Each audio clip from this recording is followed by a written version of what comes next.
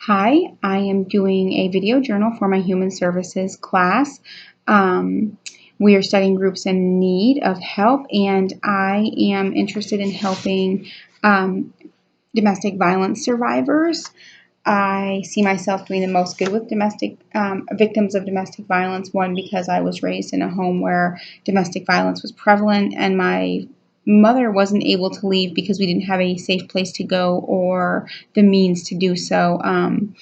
So I feel like that is where I have the most strength and am gaining the most knowledge. One thing that I see myself doing for domestic violence victims and survivors is just being able to build them up and let them know that they're not alone. Um, a lot of domestic violence survivors feel isolated, like they can't talk to their family or their friends because this facade they have of their family life is something they don't want to let people know it's a false facade. So I just feel like letting people know that it's all right and giving them someone to talk to is going to be the most help.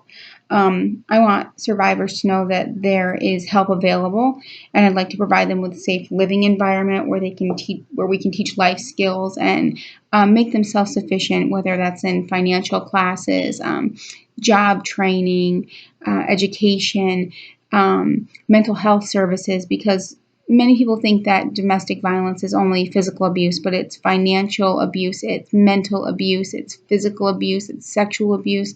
Um, there are many, many types of domestic violence. And I think that victims don't realize that sometimes they're even being abused because they're not sure of what there is out there for domestic violence. So I want to provide a safe haven and just the services to get them out and back into the community and feeling like they're somebody and not being controlled. Um, I want to teach life skills and ways to heal and cope with the abuse that they have suffered and the effects of the domestic violence.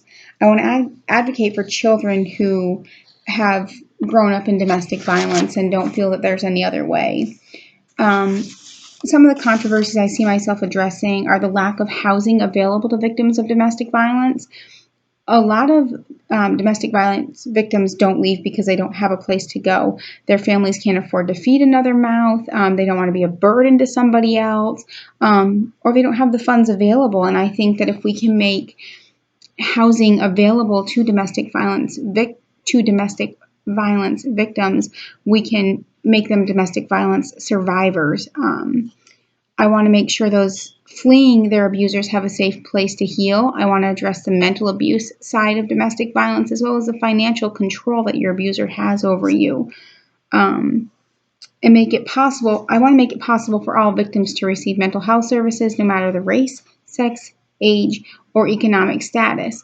I feel like a lot of people don't realize that domestic violence doesn't just focus on one race or sex, but it's very widespread and it's seen more today than what people actually think domestic violence would be. It's happening to more men.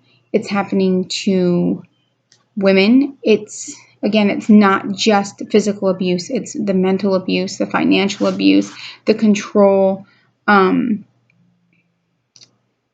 Domestic violence victims feel as if they have no place to go, and I want to open those doors and provide domestic violence victims with a safe haven and provide, like I said, the mental health services that they need and make society more aware of the issue of domestic violence.